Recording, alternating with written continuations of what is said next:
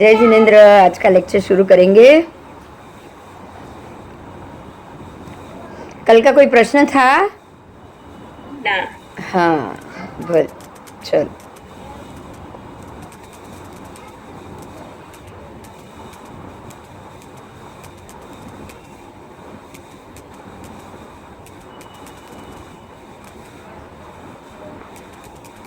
आज नया आएगा मुद्दा।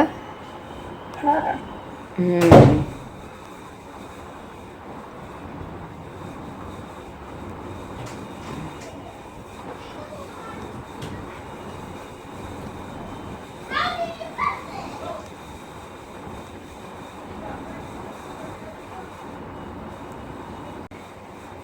चौथा उद्देश्य है संसारस्थ जीव पद।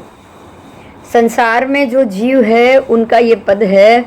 राजगुरु नगर में समोसरण रचा हुआ है भगवान का, और गौतम स्वामी ने प्रश्न किया है, हे प्रभु, संसार समापन्नक जीव कितने प्रकार के हैं? पहले ये ध्यान दीजिए, संसार समापन्नक का मतलब क्या? तो संसार को प्रिय समझ के संसार में उत्पत्ति करने वाले जीव, बराबर।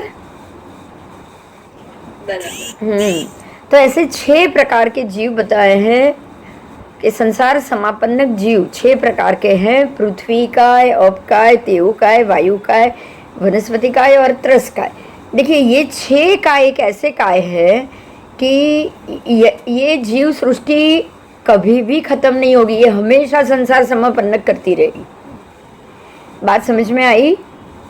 हाँ। ये षट काय में यहाँ हम जो जाति भव्य की बात कर रहे हैं कि जो कभी भी अपनी जाति छोड़ के यहाँ से यहाँ जाएंगे नहीं, जिसको हम अभवी कहेंगे, वो ही होते हैं संसार समापन्नक। संसार समापन्नक का मतलब संसार को प्रिय समझने वाले तो अभव जीव होंगे कि नहीं, बोलो। और जाति भव्य की जो एकेंद्रिय है, जो पृथ्वी, अब, तेउ, वायु, वनस्पति, वो यहाँ से बाहर निकलना चाहते ही नहीं है, निकल भी नहीं सकते, शक्ति ही नहीं है उनके अंदर। उनके अंदर इच्छा होते हुए भी ये योनि से बाहर निकलने की शक्ति ही नहीं है। समझ में आया?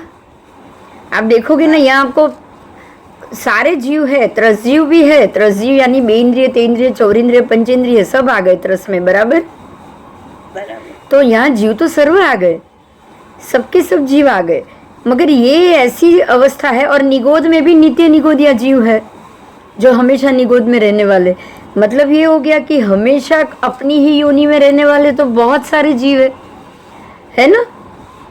तो जो जीव संसार समापन्नक है, संसार से बाहर नहीं निकल सकते, नहीं निकलना चाहते, ऐसे जीव को संसार समापन्नक जीव कहा गया है। पृथ्वी काय, अप काय, तेउ काय, वायु काय, वनस्पति काय और त्रस काय। तो इस प्रकार से षट काय जीव जो हमेशा संसार में रहेंगे, इसी कारण संसार भी हमेशा रहेगा, बराबर। हाँ, आओ। एक जीव एक समय में एक क्रिया करता है, या तो वो सम्यकत्व की क्रिया करेगा या वो मिथ्यात्व की क्रिया करेगा, बराबर। कभी भी एक जीव एक समय में 2 क्रिया नहीं कर सकता। आओ, तो जो संसार समापन्नक होंगे वो संसार से मोक्ष समापन्नक तो हो ही नहीं सकते ना उस समय तो नहीं। राजगुरु नगर में समोसरण है। गौतम स्वामी ने प्रश्न किया कि हे प्रभु, खेचर पंचेंद्रिय तिर्यंच योनि का जीवों का योनि संग्रह कितने प्रकार से है? हाँ, तो जो खेचर जीव है वो जीव की योनि कौन कौन सी योनि है और कौन सी योनि से वो जन्म लेते हैं, किस प्रकार से वो जन्म लेते हैं। तो यहाँ खेचर पंचेंद्रिय जीवों की योनि बताई। 3 प्रकार से योनि है। एक है अंडज, दूसरा पोतज, तीसरा समूर्छिम, बराबर। अंडज का मतलब है कुछ जीव अंडा देते हैं और उसमें से उनके जैसा ही जीव उत्पन्न होता है, जैसे कि सर्प हो, जैसे बतख हो, जैसे बहुत सारी मछलियां हो। ये सब क्या देते हैं? अंडा। क्या देते हैं? कबूतर, हाँ सब खेचर है, कबूतर पक्षी। चलो मछली तो खेचर नहीं है, लेकिन कबूतर और कौआ सब पक्षी है कि नहीं?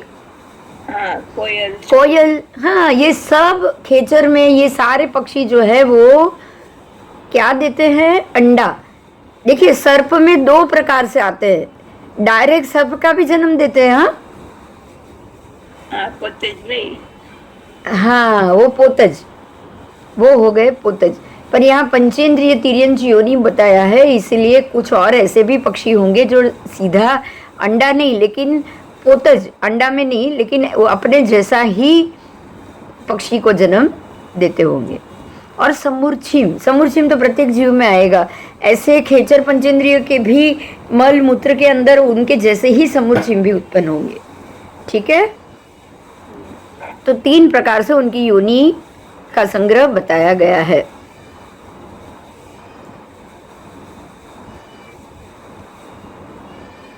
आओ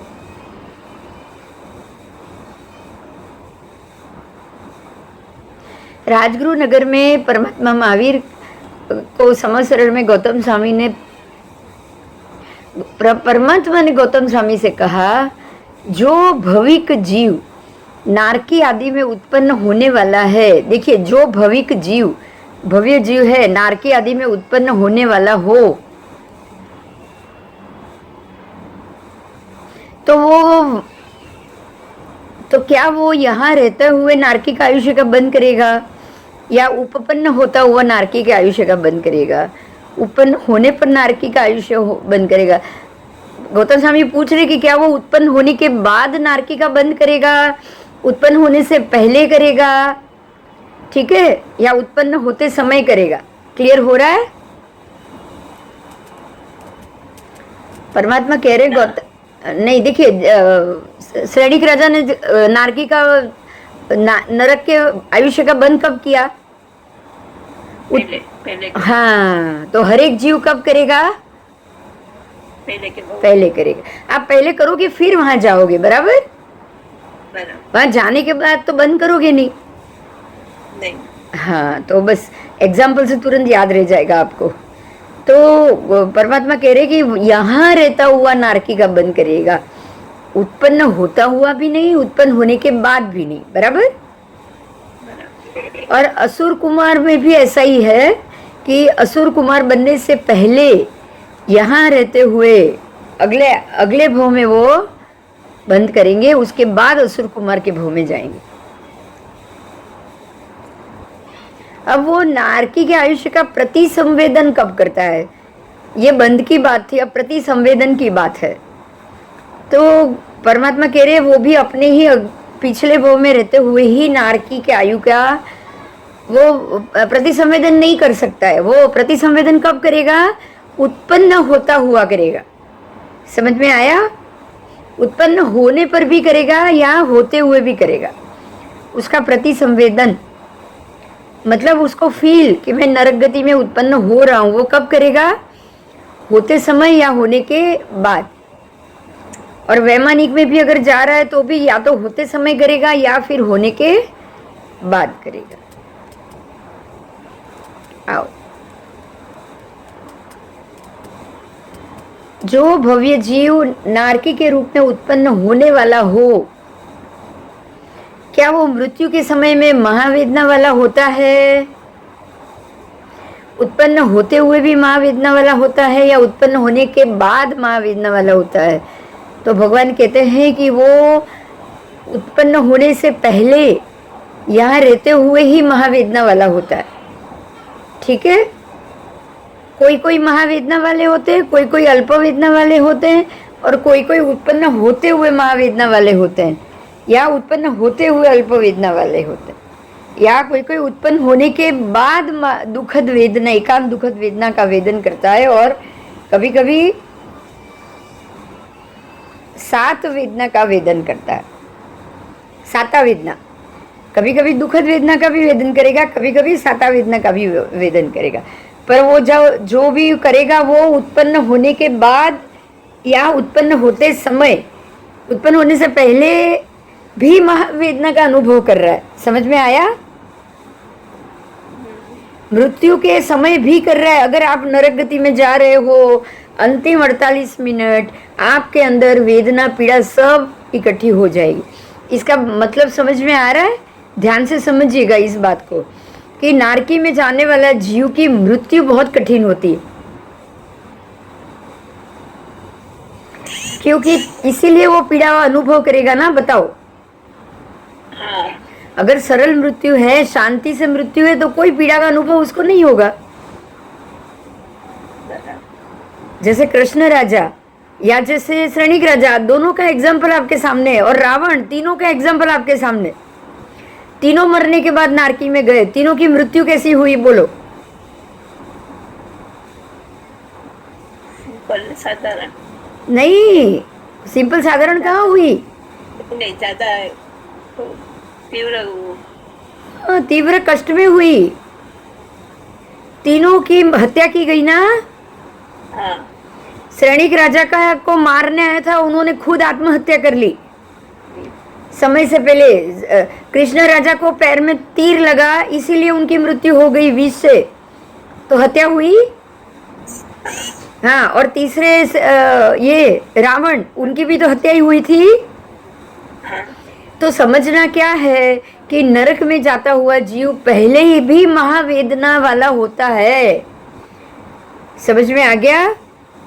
हाँ उनको मालूम पड़ जाएगा, आपको या किसी को भी, कि ये वेदना भोग रहा है, तो ये हो सकता है ये नरक में जाने वाला हो, क्योंकि मृत्यु उसकी बहुत कष्टदायक होगी। बराबर? बराबर।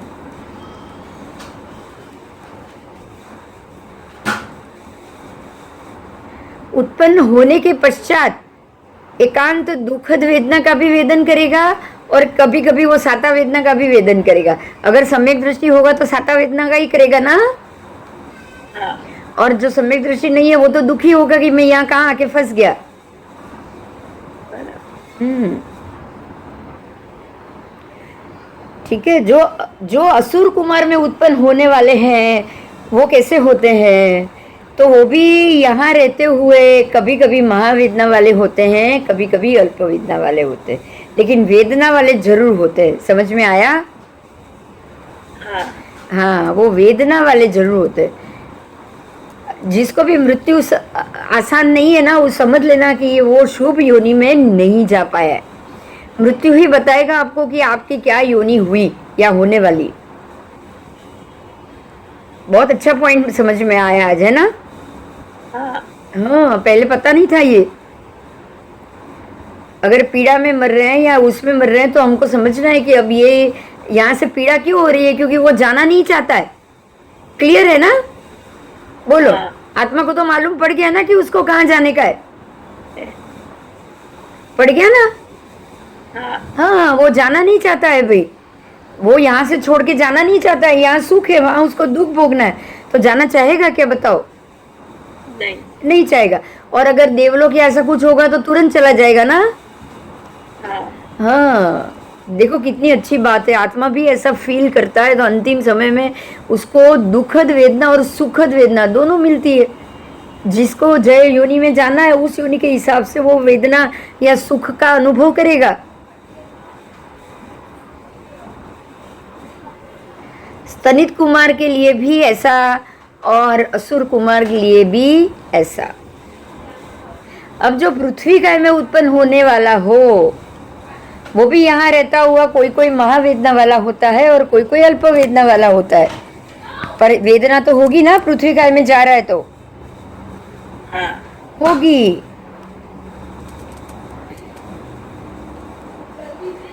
अब जाने के बाद कितने सालों तक ऐसे ही रहना पड़ेगा, तो क्या होगा बोलो? तो ये जो भविक जीव की बात की, जो भव्य जीव है वो, तो पृथ्वी काय में जाने में वो कभी कभी महावेदना वाले, कभी कभी अल्प वेदना, लेकिन वेदना निश्चित है। और ऐसे उत्पन्न होते हुए भी महावेदना या अल्प वेदना वाला हो सकता है, और उत्पन्न होने के बाद भी वेदना उसको हो सकती। ठीक है। तो इसी प्रकार मनुष्य में भी, व्यंतर में भी, ज्योतिष में भी, वैमानिक में भी और असुर कुमार में भी, हर जगह ऐसा आएगा क्या जीव ज्ञात अवस्था में आयुष्य का बंद करते हैं या अज्ञात अवस्था में? आप आयुष्य का बंद करते हो तब आपको पता है कि कब कर रहे हो। हाँ, प्रत्येक जीव अज्ञात अवस्था में ही आयुष्य का बंद करता है। ज्ञात अवस्था में जीव आयुष्य का बंद नहीं कर सकता है, क्योंकि अगर ज्ञात अवस्था में उसने कर लिया तो उसको पता चल जाएगा कि वो कहाँ जा रहा है, तो तभी से दुखी हो जाएगा ना, हाँ या तभी से ही खुश हो जाएगा। पर अब उसको 48 मिनट पहले तो मालूम पड़ ही जाता है कि मैं यहाँ से जा रहा हूँ, मुझे कौन लेने आया है, कहाँ मैं जा रहा हूँ। अनुपूर्वी आती है ना, नरकानुपूर्वी लेने के लिए। नहीं तो फिर अपने आप आपको ऐसे वातावरण में जाना होगा, तो पहले से ही अंदाजा आ गया है आत्मा को तो कि अब मेरा आयुष्य का बंद नरक का पड़ा है, तो वो पहले से ही उसको वेदना शुरू हो जाएगी। हाँ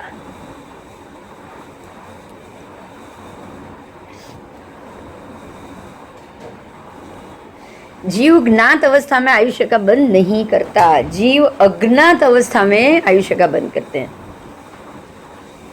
ठीक है, सारे के सारे नारकी से लेके वैमानिक तक सब। क्या जीव कर्कश वेदनीय कर्म होते हैं? जीवों को कर्कश वेदनीय मतलब एकदम कर्कश, ऐसा हम बोले भी स्वभाव कर्कश मतलब बिल्कुल खराब, तो अशुभ वेदनीय कर्म हुए ना, कर्कश का मतलब। हाँ तो जीवों के कर्कश वेदनीय कर्म कौन कौन से कारण से होते हैं?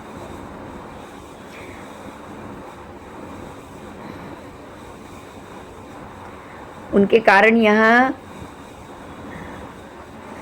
बताएंगे आगे।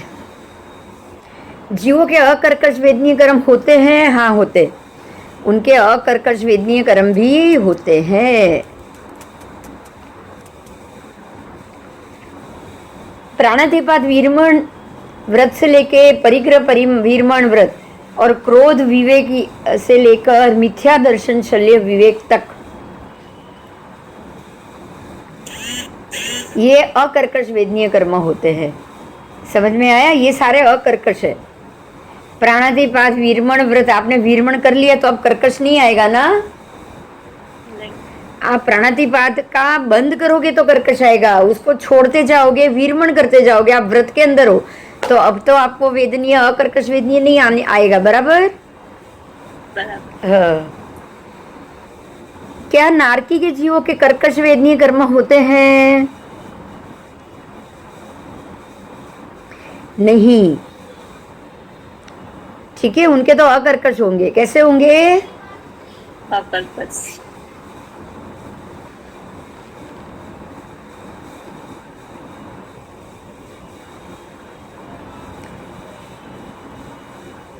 क्या जीवों के 7 वेदनीय कर्म होते हैं? हाँ जरूर होते हैं।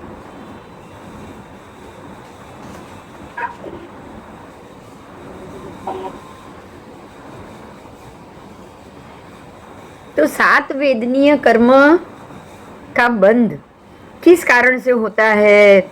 ध्यान से सुनिए, ये 7 वेदनीय कर्म है। एक तो प्राणों की 7 वेदनीय, 7 वेदनीय का मतलब क्या समझोगे? सतवेदनीय। हाँ, कोई 7 अक्षर मत समझ लेना। ओके, 7 वेदनीय कर्म का बंध। प्राणों की अगर आप दया करोगे, अनुकंपा करोगे, भूत प्राण जीवों की अनुकंपा, सत्वों की अनुकंपा, अनेक प्राण भूत जीव और सत्वों को दुखी आप नहीं करोगे, आप शोकाकुल न बनोगे, और ना ही उससे हम झरझरित बोलते हैं ना, जीर्ण, ऐसे खेद खिन्न नहीं होगे, ना रोगे, ना पीटोगे, ना परिताप करोगे, और तो इस प्रकार से अनुकंपा वृत्ति से जीवों के साथ आपका वर्तन होगा, तो वो जीव 7 वेदनीय कर्म का बंध करेगा। समझ में आया? बहुत महत्व का था।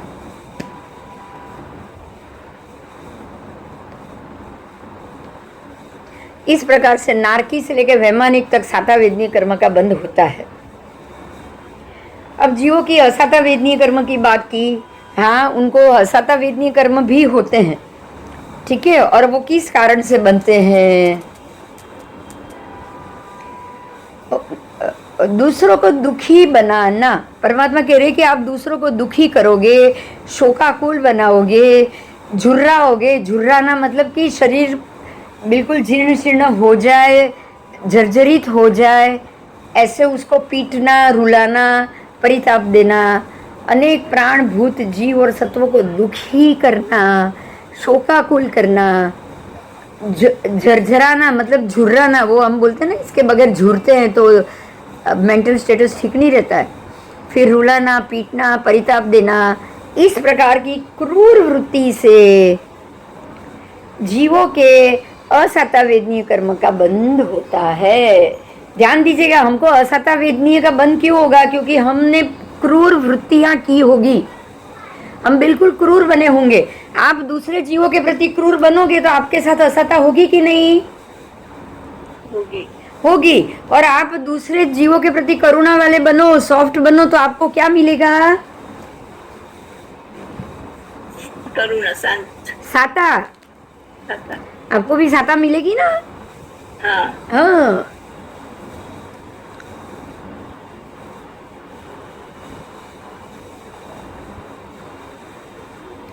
ठीक है, समझ में आ गया? साता वेदनीय पद आपका पूरा हुआ वेदना का। अब है सुषम दुष्मा पद। तो सुषम दुष्मा का काल की बात की है।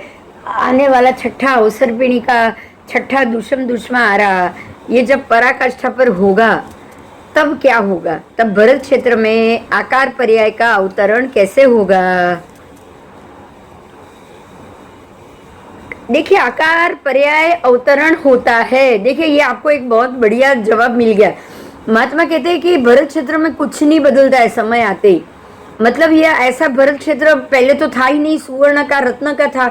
आज इतना खराब मिट्टी, कंकर, लोहा आ गया जमीन में, तो मतलब ये पहले का भरत क्षेत्र नहीं, ऐसा महात्मा मानते हैं। बराबर बराबर बराबर। तो अब इनको, इनके लिए सबसे बढ़िया जवाब है कि भरत क्षेत्र का आकार पर्याय का अवतरण कैसा होगा। मतलब कि भरत क्षेत्र के आकाश, जो भी आकार है, उसका जो भी स्वरूप है, उसमें बदलाव आता है। बराबर, इसका अर्थ वही हुआ ना? आकार पर्याय नए नए अवतरण में भी होता है। बराबर। तो उस समय भरत क्षेत्र का आकार पर्याय कैसा होगा? हाहाकारमय होगा, पशुओं भां भां करके आर्तनाद करेंगे, पीड़ित पक्षियों का कोलाहल होगा। ऐसे काल के प्रभाव में खर पुरुष धूली से, मतलब कि जो शत्रु है पुरुष हो, वो धूली से मटमैले, धूल से बिल्कुल मैले कुचेले, दुस्सह, वातुल, बवंडर और भयंकर प्रलयकारी हवाएं चलेगी। क्या चलेगा? हवाएं चलेगी। हाँ, भयंकर प्रलयकारी हवाएं चलेंगी। उसके बाद दिशाएं बार बार धूमिल रजकणों से व्याप्त होगी, धूल भरी आंधियों से अंधकारमय हो जाएगी। समय की रुक्षता के कारण चांद अधिक शीतल हो जाएगा, सूर्य का ताप अधिक तपेगा, है ना? अरस जल वाले मेघ, वीरस जल वाले मेघ, क्षार जल वाले मेघ, खाद के समान रस वाले मेघ, अग्नि की तरह दाहक जल वाला, मतलब ऐसा पानी बरसेगा जो आपको जला देगा, इतना दाहक होगा। विद्युत निपात करने वाले मेघ, ऐसा मेघ जो बार बार बिजली गिराएगा। खाद के समान रस वाले, जो खाद का रस होता है ना, थोड़ा सा कड़वा तूरा जैसा होता है खाद का, उसमें बास भी आएगी ना। खाद बनता किस में से बोलो? बिल्कुल कचरे में से बनता है ना खाद। हाँ।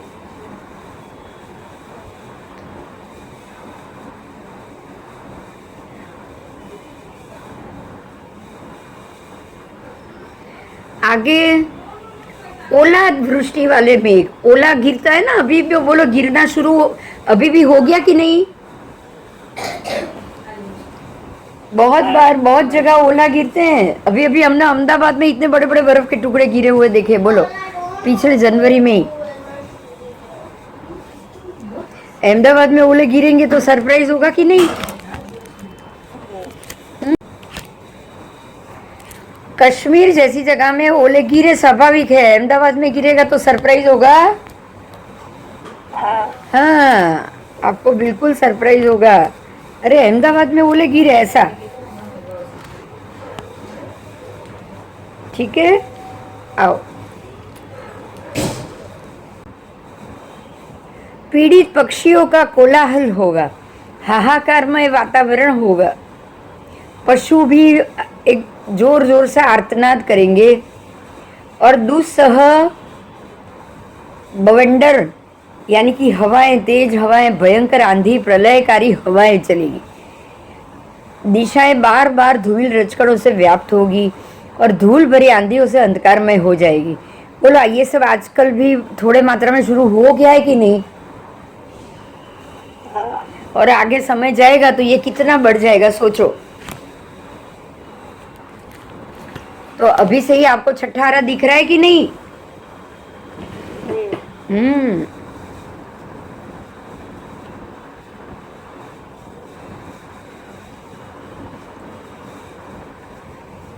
दिशाएं बार बार धूमिल रजकणों से व्याप्त होगी।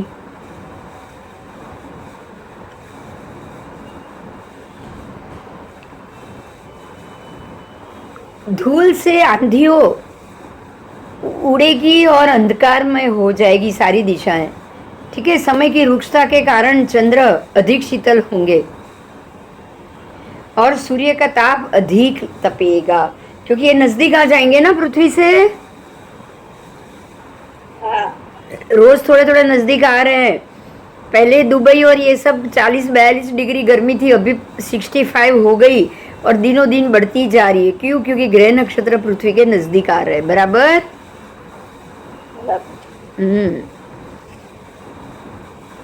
तो यहाँ भी सूर्य का ताप फिर तो बढ़ेगा ही बढ़ेगा अधिक, सूर्य नजदीक आएगा तो। और अरस जल वाले मेघ, वीरस जल वाले मेघ। आप ये सोचिए कि सूर्य का ताप बढ़ जाएगा तो जो मेघ होगा उसमें क्या ताकत होगी? होगी नहीं। अरस नीरस होगा ना उसका जल का स्वाद।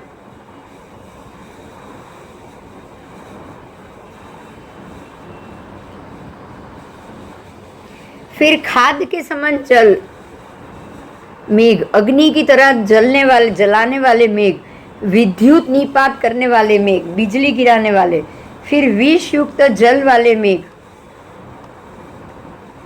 ओलावृष्टि कराने वाले मेघ। इस प्रकार से अनेक मेघ बार बार बरसेंगे, ठीक है।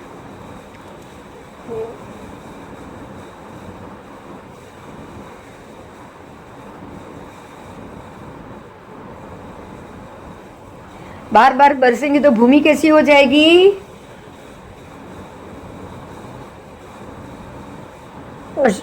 हाँ, बिल्कुल अशुभ हो जाएगी, तपी हुई हो जाएगी, होगी ना।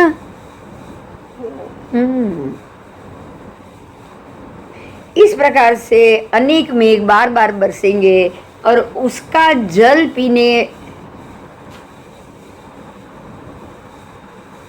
उसका जल पीने वाले विष युक्त जल वाले मेघ, ओलावृष्टि वाले मेघ, ऐसे अनेक प्रकार के मेघ बार बार बरसेंगे और उसका जल पीने योग्य बिल्कुल नहीं होगा, ठीक है। हाँ, ये जरा भी पीने योग्य नहीं होगा। आदि व्याधि, रोग, वेदना से उभारने वाला होगा और अमनोज्ञ होने के कारण वर्षा भी प्रचंड वायु के आघात से प्रेरित होकर मूसलाधार गिरेगी। कैसी? मूसलाधार बारिश तो बहुत होगी। उस वर्षा के कारण भरत क्षेत्र में गांव, नगर, खेत, कदम्ब, मडम्ब, द्रोणमुख, पट्टन, है ना, आश्रम, ये सब कैसा हो जाएगा? जल बंबाकार हो जाएगा कि नहीं? हो जाएगा।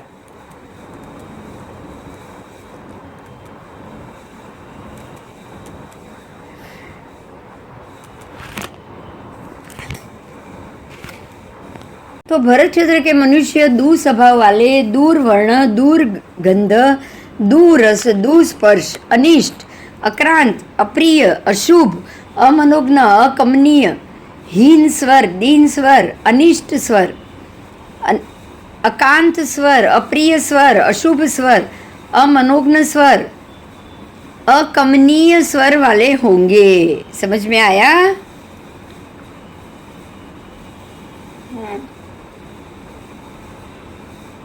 उसका वचन दूसरों द्वारा आदेय नहीं होगा। वे निर्लज होंगे, कूड़ कपट, कलह, बंध, वध और वैर में संलग्न होंगे।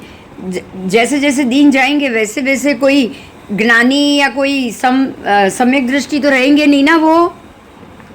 नहीं नहीं, ये काल में तो सम्यक दृष्टि को जन्म ही नहीं लेना है। बराबर? बराबर। तो उनके रोम बड़े हुए होंगे, नख, केश, मसरू सब बड़े हुए होंगे, काले काले वर्ण वाले होंगे, और ये अत्यंत रूखे और गटमैले वर्ण वाले, फटे हुए सिर वाले, कहीं ना कहीं से लगा होगा, दांत भी ये टेढ़े मेढ़े होंगे। और खाना तो अनाज तो खाना नहीं है, मांस ही खाना है। तो मांस खाने वाले प्राणियों के दांत कैसे होते हैं बताओ?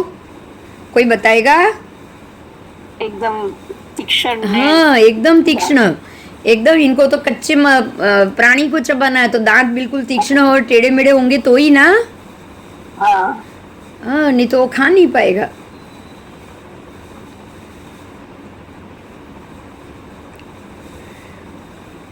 खाने में तो वही मिलने वाला है, वनस्पति, फल, फ्रूट, कुछ नहीं मिलने वाला है।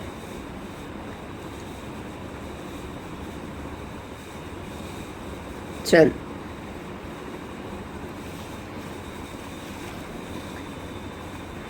कैसे होंगे वो? मर्यादा का अतिक्रमण करके मुखिया अकरणीय करने में सदा उद्यत।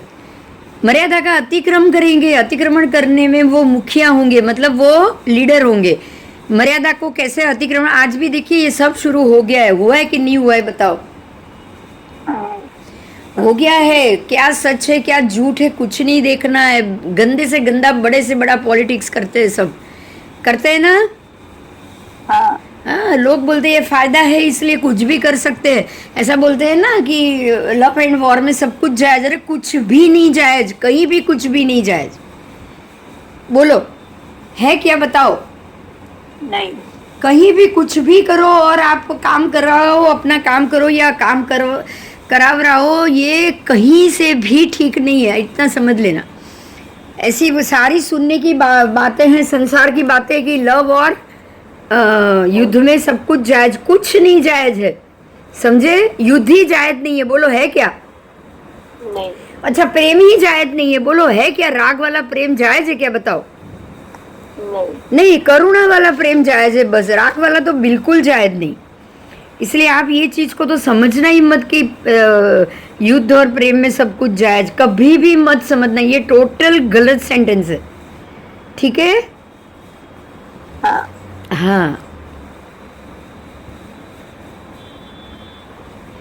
तो ये कैसे होंगे? दुस्वभावी, ठीक है? अमनोज्ञ, अकमनीय, हीन स्वर, दीन स्वर, अनिष्ट स्वर, अकांत स्वर, अप्रिय स्वर, अशुभ स्वर, अमनोज्ञ स्वर, अकल्पनीय स्वर, जो आप भूल चुके हो, जो आपको बिल्कुल अच्छा ना लगे, ऐसा स्वर। उनका बोलना भी ऐसा, बोलना भी उनका कड़क या गुस्से वाला, जिसको आप बैर ही नहीं कर पाओ, ठीक है? हाँ उसका वचन दूसरों द्वारा आदेय नहीं होगा।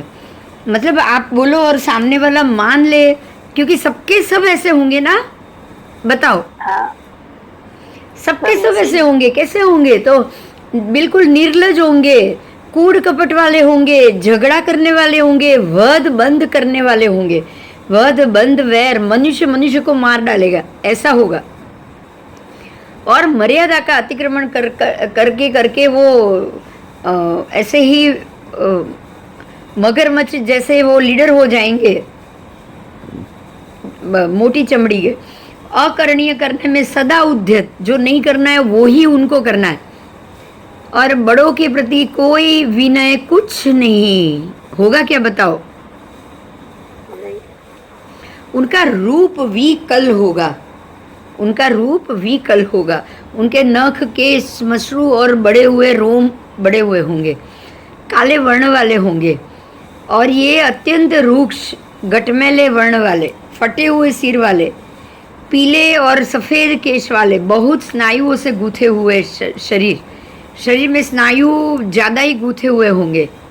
जैसे हम बोलते हैं ना, वो ज़्यादा बड़ा बड़ा शरीर, आजकल नहीं सब व्यायाम में करते हैं।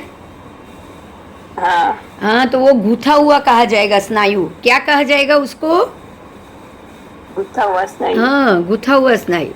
उसके कारण दूरदर्शनीय, देखना भी अच्छा नहीं लगेगा। कैसा डर डर लगता है कि नहीं बताओ? ये 6 पैक या 8 पैक जब शरीर खुला खोल के खड़े हो जाए तो डर लगेगा कि नहीं?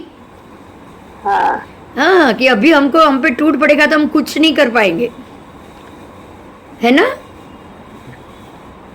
हाँ, और ये तो काले वर्ण वाले ऊपर से, इनका रूप बिल्कुल विकल, काले काला वर्ण और अत्यंत रूखा और ऐसे ही मोटा गठरीला बदन। बोलो, डर नहीं लगेगा क्या सबको? लगेगा ही। लगेगा ही लगेगा। सिर भी फटे हुए, अब वहां डॉक्टर तो होगा नहीं कोई, और मारा मारी करके सिर फटा हुआ, अंग कटा हुआ, तो ऐसे ही होगा ना? हाँ, हाँ, क्योंकि वह कोई डॉक्टर या एनेस्थीसिया वाला नहीं होगा, हॉस्पिटल नहीं होगी, दवा दारू नहीं होगी, तो किसी ने हाथ पैर काट दिया, किसी ने गला काट दिया और माथा फोड़ दिया, तो ऐसे ही घूमेंगे ना वो। हम्म सिकुड़ी हुई वली तरंगो, यानी कि जो झुर्रियाँ हैं, ऐसे झुर्रियाँ पड़ी हुई, सिकुड़ी हुई, जो चमड़ी वमड़ी में सिकुड़ जाएगी और झुर्रियाँ पड़ जाएगी, ऐसे परिवेष्टित प्रत्येक अंग वाले, उनके सारे अंग ऐसे ही परिवेष्टित होंगे। और जरा परिणत, मतलब कि रोग की परिणति वाला शरीर, ऐसे वृद्ध मनुष्यों के समान। 20 साल से ज़्यादा जीने वाले नहीं, लेकिन वृद्ध बहुत जल्दी आ जाएगा उनको, 5 साल की उम्र से ही वृद्धत्व शुरू हो जाएगा। तो ऐसा उनका शरीर, ऐसा उनका देखना, कोई भी डर जाएगा, है ना? हाँ,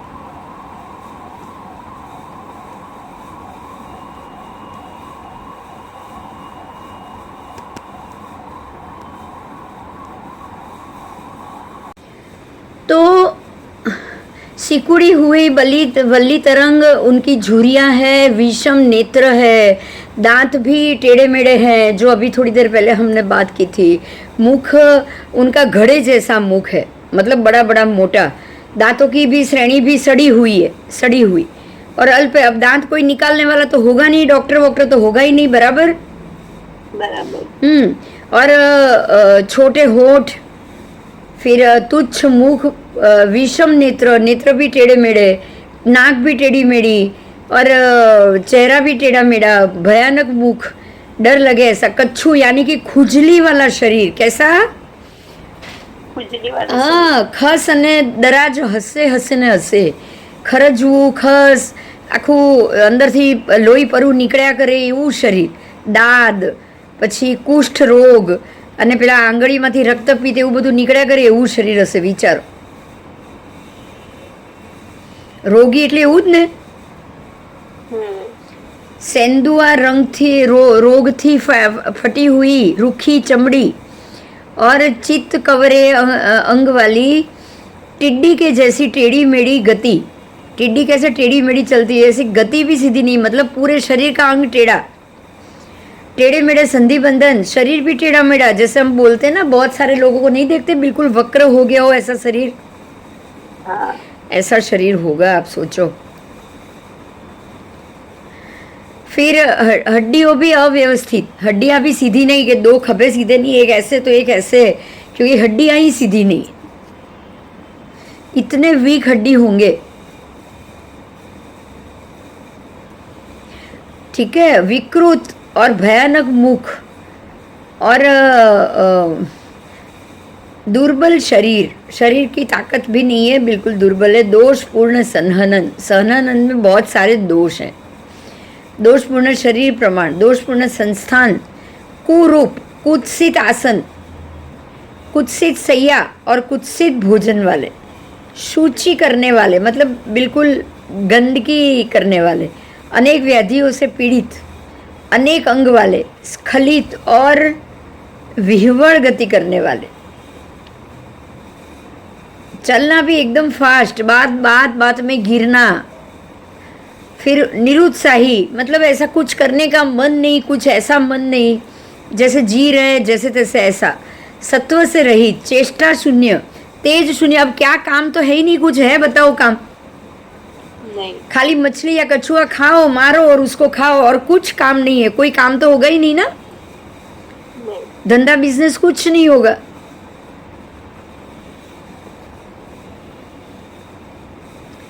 ठीक है, तो कुत्सित आसन, कुत्सित शैया, कुत्सित भोजन, दोषपूर्ण संस्थान, दोषपूर्ण संहनन, दोषपूर्ण शरीर।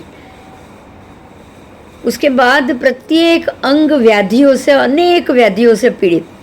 उसके बाद स्खलित और विवल गति, निरुत्साही, सत्व से रहित, चेष्टा शून्य, कुछ भी काम नहीं करना है, बिल्कुल शून्य, तेज शून्य, मतलब उतनी शक्ति भी नहीं है उनमें, बार बार सर्दी गर्मी, रुक्षता, कठोर वायु, उससे आहत होते जाएंगे। मलिन धूली रजकणों से भरे हुए प्रत्येक अंग, उनके अंग उपांग भी रजकणों से भरे हुए। उनका क्रोध, मान, माया, लोभ बिल्कुल प्रबल हो जाएगा, क्योंकि समझ तो है नहीं, सम्यक दृष्टि है नहीं, तो गुस्सा प्रबल होगा ना। हाँ, बार बार गर्मी, सर्दी, रुक्ष, कठोर वायु से व्याप्त होने वाली ऐसे वातावरण होगा कि उनको मतलब शरीर में भी सुखाकारी नहीं लगेगी। उसके कारण भी शरीर उनका वो बिल्कुल दुर्बल होता दिखेगा। उनका शरीर रत्नी जितना होगा, बंद मुट्ठी वाला हाथ। आप बंद मुट्ठी कर दो और देखो कैसा हाथ है, ऐसा हाथ, बंद मुट्ठी वाला हाथ।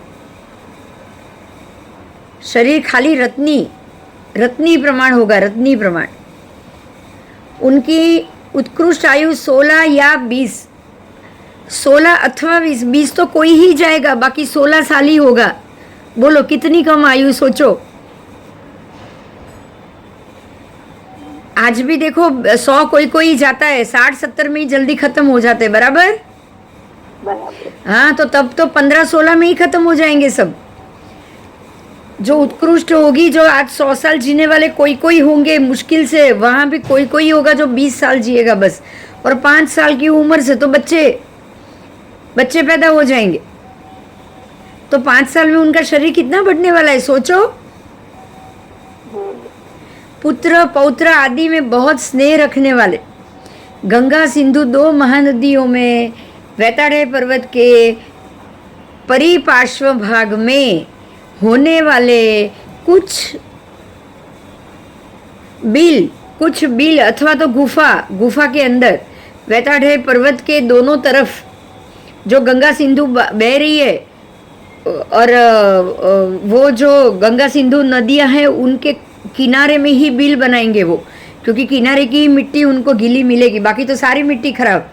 तो वहाँ बिल बनाएंगे, अंदर चले जाएंगे चूहे की तरह, क्योंकि मुट्ठी जितना तो शरीर है, और वहीं पे रहेंगे वो। ठीक है, तो ये क्रोध, मान, माया, लोभ से प्रबल उनका दुखानुबंधी होगा, दुख का अनुबंध करने वाला दुख। ये पीड़ा में भी वो क्या अनुबंध करेंगे? दुख का ही अनुबंध करेंगे, बराबर। ऑलरेडी ऐसी दुख वाली स्थिति में है, और नया क्या बांधेंगे बताओ? प्रायः धर्म संज्ञा से शून्य होंगे। यहाँ प्रायः देखिए, ऐसा नहीं है कि बिल्कुल है। प्रायः का मतलब क्या हुआ बताओ?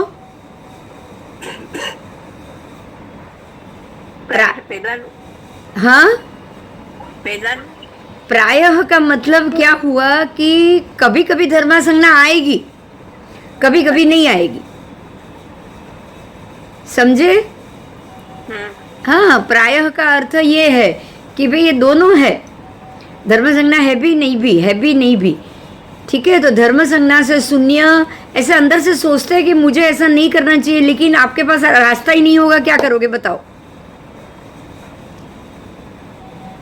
होगा रास्ता? नहीं, सम्यकत्व से रहित है ये। उससे रहित ही होंगे। उनका शरीर रत्नी जितना होगा, खाली मुट्ठी बंद वाला हाथ रत्नी प्रमाण होगा। और उत्कृष्ट आयु 16 साल की, उसमें से भी कोई कोई ही 20 जिएगा अथवा 20। पुत्र पौत्र आदि में ये बहुत स्नेह रखने वाले, क्योंकि और तो कोई काम ही नहीं है ना, बताओ। हाँ, और तो कुछ है ही नहीं उनके पास। उनके पास क्या है? खाली अपना कुटुंब। तो काम कुछ नहीं है, पढ़ाई लिखाई कुछ नहीं है, तो उसी तरफ ध्यान जाएगा ना। धंधा नहीं, व्यवहार नहीं, काम नहीं, पढ़ाई नहीं, तो कहाँ ध्यान जाएगा बताओ। उसमें ही फोकस है। हाँ, सिर्फ उसी में ही उनका ध्यान जाएगा। बराबर। बराबर।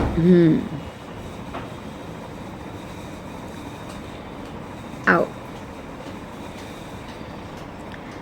72 कुटुंब, ऐसे कितने कुटुंब होंगे? 72। हाँ, 70 कुटुंब। अब 72 कुटुंब में 15 साल की उम्र तक बच्चे होते रहेंगे, 5 से लेके 15। तो 10 साल में ज़्यादा तो वस्ती नहीं आएगी ना। कितनी आएगी आके बताओ?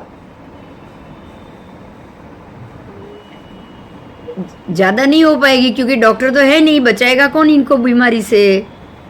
हाँ, हाँ, पर वस्ती तो 72 कुटुंब मतलब कम भी तो नहीं है ना। नहीं।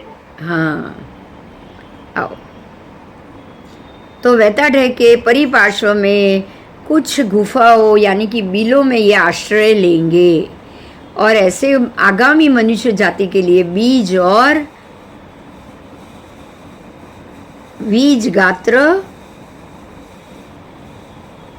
बचेंगे।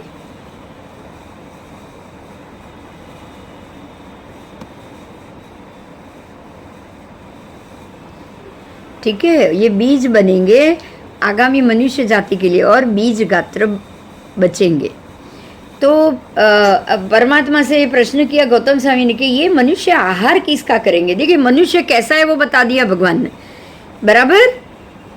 कैसी स्थिति होगी, जगह होगी, बताया। तो गौतम स्वामी पूछ रहा, भैया आहार क्या करेंगे, क्या खाएंगे, क्या? आप कह रहे बिल में रहेंगे, बिल के अंदर तो खेती होगी नहीं। तो परमात्मा कह रहे हैं कि उस काल और उस समय में गंगा और सिंधु ऐसी 2 महानदियां जो आज है, उसका विस्तार रथ के पथ जितना होगा। रथ का 2 पहिए के बीच में उसका पथ कितना होता है, बस उतना ही गंगा और सिंधु का प्रवाह होगा। पहिए की धुरी के प्रवेश छिद्र जितना ही जल बहेगा, बिल्कुल कम जल बहेगा, और वो जल अनेक मछली और कछुओं से आकीर्ण होगा। मतलब अंदर जल की मात्रा कम है, लेकिन कछुए और मछलियां ज्यादा है। समझ में आया? हाँ, हाँ। तो वे मनुष्य सूर्य के उदय काल और अस्त काल के समय अपने अपने बिलों से बाहर निकलेंगे। उदय काल में ही निकलेंगे, अस्त में ही निकलेंगे, क्योंकि बाकी तो रात को तो बिल्कुल ठंड होगी, बर्फ गिरेगा, बराबर। बराबर। और दिन में बिल्कुल धूप होगी, कड़ी धूप होगी, जो जल जाए ऐसा ताप होगा, क्योंकि सूर्य चंद्र नजदीक आ गए ना। सारा ग्रह मंडल नीचे उतर चुका है, जो 24 भाग उतरना है उतना उतर चुका है पूरा। तो 61 में से 24 उतर गया, मतलब आधे से थोड़ा कम उतर गया कि नहीं नीचे। हाँ, हाँ, तो अब सूर्य चंद्र नजदीक आ गए तो धूप और ठंड दोनों बढ़ जाएगी। ऊपर से इन लोगों का शरीर वीक हो चुका है ना। हाँ, इन लोगों का शरीर वीक हो चुका है, डॉक्टर दवाइयाँ है नहीं, और शरीर बिल्कुल टेढ़ा मेढ़ा वक्र हो चुका है, रोगों से ग्रस्त हो चुका है। तो ये सब चीज साथ में आ जाएगी कि नहीं। तो वो तेज गर्मी में भी बाहर नहीं निकल पाएंगे, रात की ठंड में भी बाहर नहीं निकल पाएंगे। ठीक है, तो निकलेंगे कब? जब सुबह सूर्योदय के समय, जब सूर्य बिल्कुल हल्का सा होगा, और शाम को सूर्यास्त के समय, कि जब ठंडी शुरू नहीं हुई है, अंधेरा नहीं है, अभी भी थोड़ा उजाला है, राइट। हाँ, और उस समय बाहर निकलेंगे। उदय काल अस्तकाल के समय में अपने अपने बिल से, दर से बाहर आएंगे, निकल कर मछलियों का, कछुओं को स्थल पर लाएंगे, जमीन पे लाएंगे पकड़ के, क्योंकि पानी गहरा नहीं है तो आराम से ला पाएंगे। और लाकर उनको वो सर्दी और दाह, क्योंकि बाहर लाते ही वो मर जाएगी मछलियाँ तो। और बाहर लाएंगे और उनको फिर धूप में सुखाने के लिए रख देंगे, मरी मरी हुई मछलियाँ और कछुओं को, ठीक है। क्योंकि गर्मी के ताप रात को वो ठंड आएगी और दूसरे दिन सुबह गर्मी का ताप, मतलब सुबह उन्होंने मछली निकाली है तो दोपहर के धूप में पक जाएगी, तो शाम तक तो वो बिल्कुल सूख जाएगी, राइट। और वो रात में जब बर्फ गिरेगी तो वो वापस नरम हो जाएगी, मतलब पक भी गई और वापस नरम भी हो गई, तो अब वो खाने लायक होगी उन लोगों के लिए, बराबर। तो आज की रखी हुई मछली सुबह की दूसरे दिन सुबह वो खाएंगे। तो इस तरह से मांस मच्छी खाने वाले, प्रायः मांस मच्छी कुछ है ही नहीं, कुछ है ही नहीं, तो शील रहित, गुण रहित, मर्यादा रहित, पौषध उपवास और प्रत्याख्यान रहित, समझ में आ गया। कुछ नहीं होने वाला उनसे। और मछली मांस खाने वाले शुद्ध क्षुद्र भोजी, मतलब भोजन बिल्कुल क्षुद्र भोजन करेंगे। शवों को खाने वाले, ये शव भी खाएंगे, ध्यान रखिएगा। मनुष्य जब मर जाएंगे ना, मनुष्य, उनके बच्चे, उनके मनुष्य, दूसरे मनुष्य मरेंगे कि नहीं।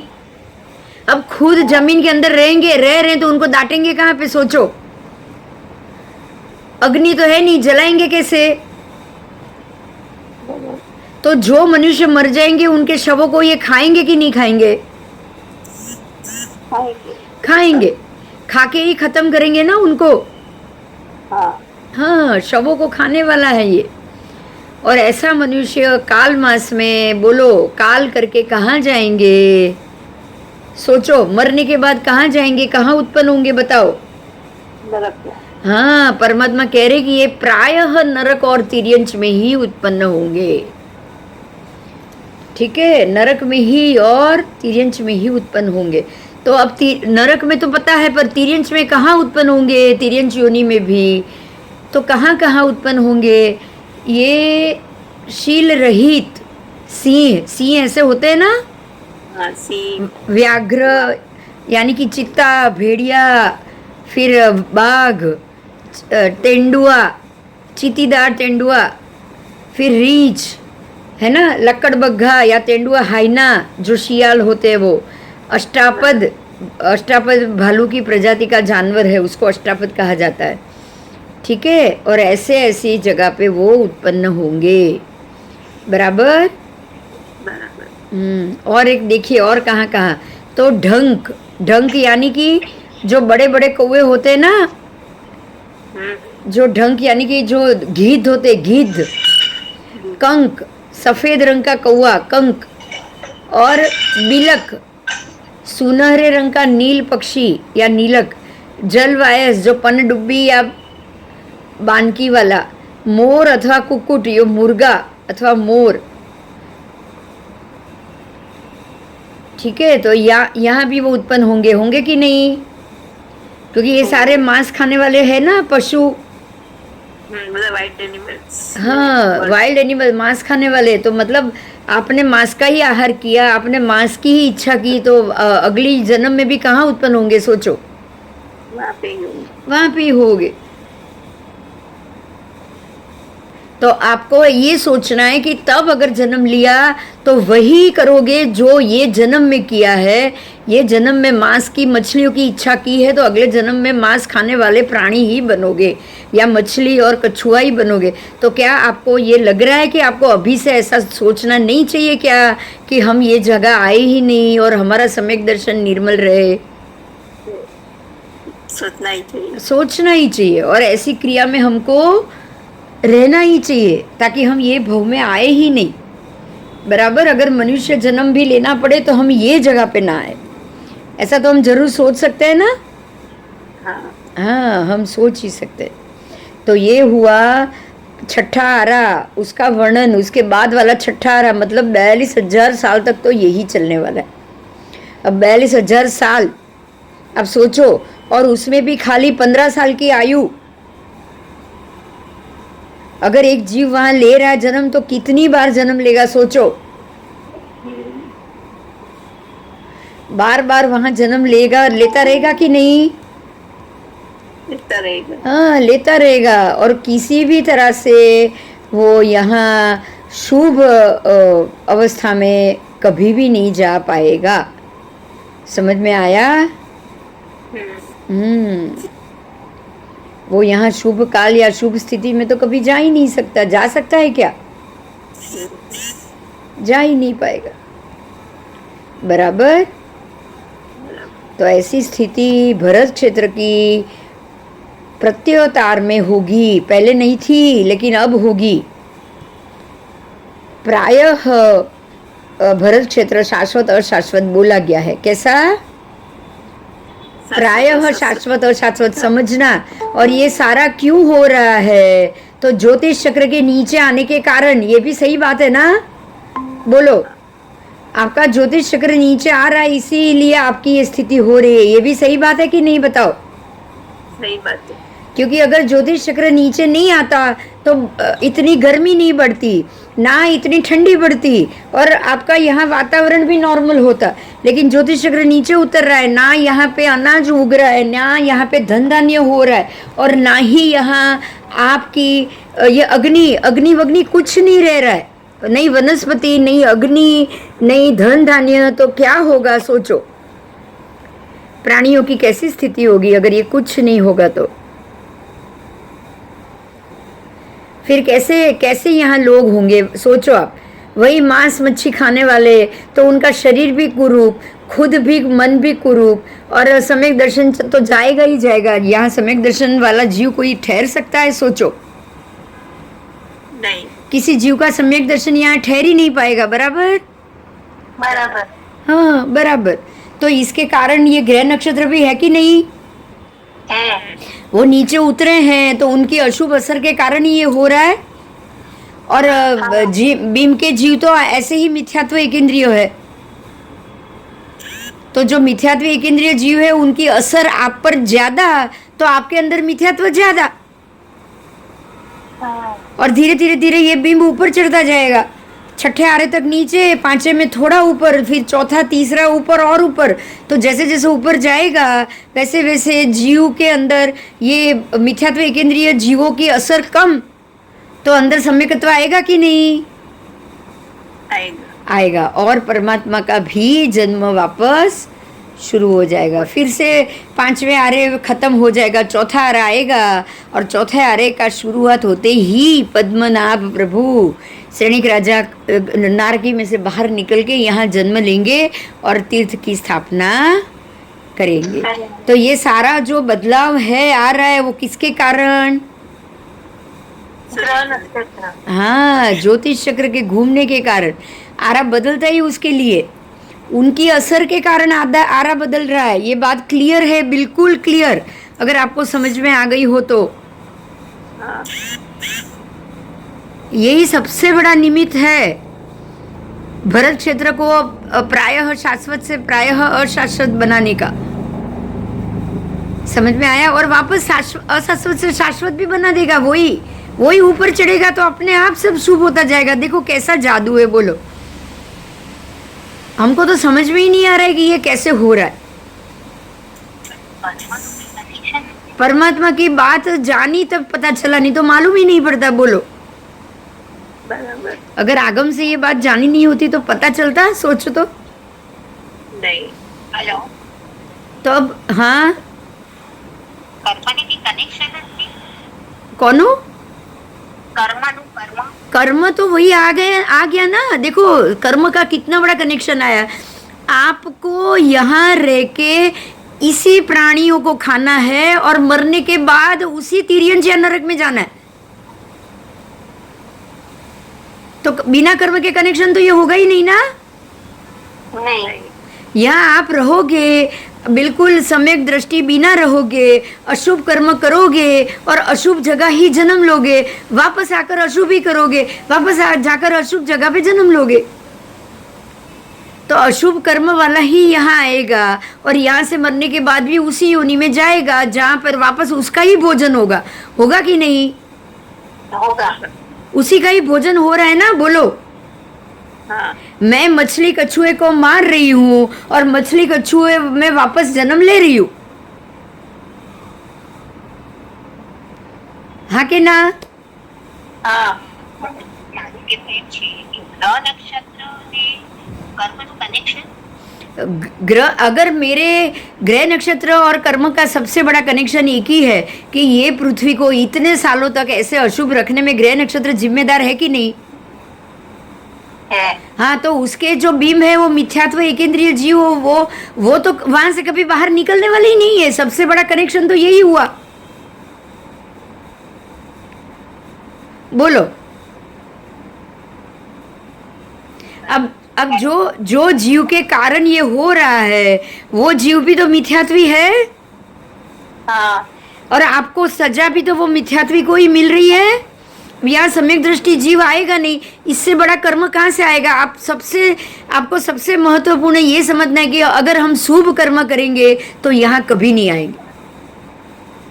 तो कर्म का कनेक्शन हुआ कि नहीं हुआ? हुआ। शुभ कर्म करने वाले सम्यक दृष्टि जीव, अगर आप शुभ कर्म करते रहोगे तो आप यहाँ कभी नहीं आओगे। तो आपको अब क्या करना चाहिए? शुभ कर्म आपको शुभ कर्म का उदय करना चाहिए कि नहीं? करना चाहिए। शुभ कर्म के उदय से ही हम शुभ जगह जा सकते हैं और शुभ कर्म नए बांध सकते हैं। समझ में आया? और दुखदाई कर्म के कारण यहाँ आप ज्यादा ही दुख बांधोगे। तो ज्यादा दुख बांधोगे, दुखी हो, ज्यादा दुख बांध रहे हो, तो वापस जाओगे भी दुखदाई जगह में या सुखदाई में? बताओ। दुखदाई में। दुखदाई में ही जाओगे। दुखदाई में ही जाओगे। तो मिथ्यात्वी जीव को तो यही तो मिलता है। आप यही समझो, मिथ्यात्वी जीव को मिलता क्या है? दुख ही मिलता है और दुखी देता है वो दूसरे को। मिथ्यात्वी कभी भी किसी को सुख दे पाता है? नहीं। तो ये कर्म का संबंध आया कि नहीं? आया। आ गया। और मान लो ये 42,000 वर्ष, अगर मान लो कि मैं 5वें आरे के अभी इसी समय में मैं यहाँ से मरने के बाद दूसरी या तीसरी नारकी में जा रही हूँ, तो मैं कम से कम एक सागरोपम तक तो यहाँ नहीं आऊंगी ना? नहीं। तो वहां आप सम्यक दृष्टि बन के अपने आयुष्य काटोगे, जैसे कि श्रेणिक राजा। बराबर? हाँ। तो सम्यक दृष्टि बन के वहां आयुष्य नरक में कर्म खत्म करेंगे और यहाँ आते ही तीर्थंकर बनेंगे। तो इनको यहाँ आने का कोई कारण ये मिला अशुभ कर्म का? बताओ। नहीं। अशुभ कर्म कोई कारण मिला ही नहीं ना? नहीं। हाँ, उनको तो नरक में जाना भी शुभ हो गया। हुआ कि नहीं? हुआ। कि शुभ नारकी में गए और अपने कर्म काटेंगे। सम्यक दृष्टि जीव जहाँ भी जाएगा अपने कर्म काटेगा, और ऐसे अशुभ जगह तो तुरंत वो जन्म लेगा ही नहीं, क्योंकि सम्यक दर्शन ही है, वो यहाँ आएगा ही नहीं। यहाँ खाली मिथ्यात्व आएगा। बराबर? समझ में आ गया? सम्यक दर्शन कितना काम का है, सोचो। एकमात्र मोक्ष की इच्छा और एकमात्र अति राग अति द्वेष से आप बाहर आ गए ना, तो कितने बड़े दुख से आप बाहर आ जाओगे, पता है? बोलो। नहीं तो जन्म मरण लेते ही रहोगे आप। आपके क्रोध मान माया लोभ कभी भी व्यवच्छिन्न होंगे ही नहीं। सतत क्रोध, सतत मान, सतत माया, सतत लोभ, सतत राग और द्वेष कहाँ लेके जाएगा आपको? सोचो।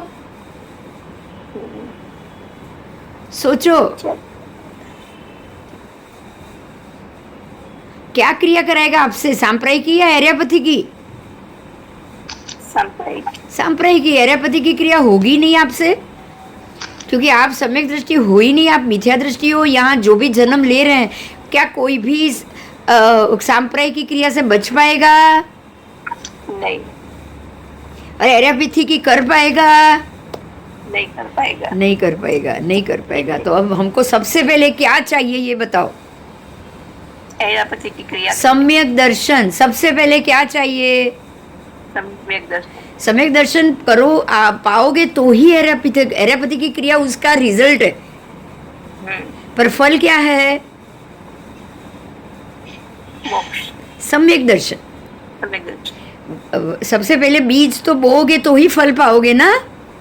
हाँ, तो बीज क्या है? सम्यक, सम्यक दर्शन। सम्यक दर्शन उसका बीज है। सम्यक दर्शन टिकेगा तो ही मोक्ष का फल मिलेगा। बराबर? बराबर। बराबर, समझ में आ गया? बोलो कोई प्रश्न इसमें? तो ये टॉपिक मैं पूरा करूँ। आपका ये टॉपिक पूरा है। अभी भी संप्राय की क्रिया और एर्यापति की क्रिया का चालू रहेगा, लेकिन सम्यक दर्शन का आपका टॉपिक बंद होगा। बराबर? बराबर। बोलो कोई प्रश्न है? नहीं। हाँ, किसी को भी प्रश्न है? ना। ना। चलो सरस। तो आप आज आपने छठा आरा जाना, छठा आरे में जन्मने वाले जीवों की वक्तव्यता जानी कि अगर आप छठे आरे में जन्म लेंगे तो आपकी क्या और कैसी स्थिति होगी। बराबर? बराबर? हाँ। बोलो ऐसी अशुभ स्थिति में तो आना ही नहीं है ना। तो नहीं। भगवान की बात माननी है कि नहीं अभी? माननी। हाँ, हमको सबसे पहले क्या मानना है पता है? भगवान की बात माननी है। भगवान ने जो भी कहा है वो सच है। अगर आप भगवान की बातों को मानोगे ना तो ही सम्यक दर्शन आएगा। इतना समझना। सम्यक दर्शन लाने का रास्ता क्या है बताओ? भगवान की बात मानना। भगवान की बात मानना। और उसको आया हुए को सम्यक दर्शन को टिकाने का रास्ता क्या है? बोलो। 6 कसायों ने छोड़वा। उसको टिकाने का एक ही सबसे बड़ा एक ही रास्ता कि परमात्मा की बात पे शंका ही नहीं करना है ना। शंका कंक विगिच्छा, शंका कंक विगिच्छा पसंसतः संधवो कुलिंगीसु, ये सारे सम्यक के अतिचार है। हमको पहले तो शंका नहीं करना है, आशंका नहीं करना है, आकांक्षा इच्छा नहीं करना है। सब हमको वित्ती की इच्छा सब जाने देना है। समझ में आ गया? विगत इच्छा, हमको इच्छा को क्या करना पड़ेगा? इच्छाओं को जाने देना पड़ेगा। क्या करना पड़ेगा? जाने देना पड़ेगा। हाँ, इच्छाओं को पोषना नहीं है, इच्छा को जाने देना है। अगर आपने अपने सारी इच्छाओं को जाने दिया तो ही सम्यक दर्शन में शंका नहीं आएगी और आप टिक पाओगे। बराबर? सम्यक दर्शन आ जाए अच्छा है, लेकिन टिके नहीं तो चलेगा नहीं। हाँ, वो नहीं टिका तो भी नहीं चलेगा। सम्यक दर्शन आ जाए तब तक ही ठीक है, लेकिन वो टिक नहीं पाया तो मिथ्या तो भी नहीं चलेगा। अगर सम्यक दर्शन नहीं टिक रहा है तो भी बिल्कुल नहीं चलेगा। बराबर? बराबर। हाँ, तो सबसे पहले आपको क्या करना चाहिए? सम्यक दर्शन आ जाए तो उसको टिकाना। अब आ गया है तो अब क्या करेंगे? हम टिकाएंगे। कैसे टिकाएंगे? श्रद्धा पूर्वक। श्रद्धा पूर्वक, परमात्मा की बातों पे भरोसा करके। चल, अब दूसरा टॉपिक लेते हैं, ठीक है?